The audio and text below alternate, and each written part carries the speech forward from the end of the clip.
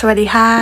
วันนี้อยู่ๆก็นึกถึงเมนูที่ส้มเคยทานและชอบมากๆเมนูหนึ่งเป็นหนึ่งในเมนูที่ไปญี่ปุ่นทีไรก็ต้องทานทุกครั้งนั่นคือข้าวหน้าเนื้อหรือกิวด้งแต่วันนี้เราไม่มีเนื้อเราจะใช้หมูแทนนะคะก็เลยอยากจะชวนทุกคน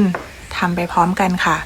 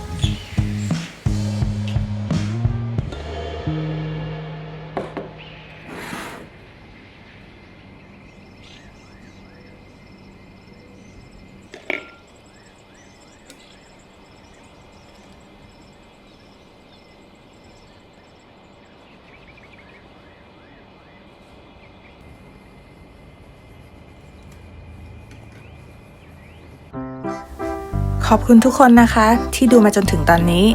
ฝากกดไลค์กดติดตามและรอชมคลิปต่อๆไปของส้มด้วยนะคะสวัสดีค่ะ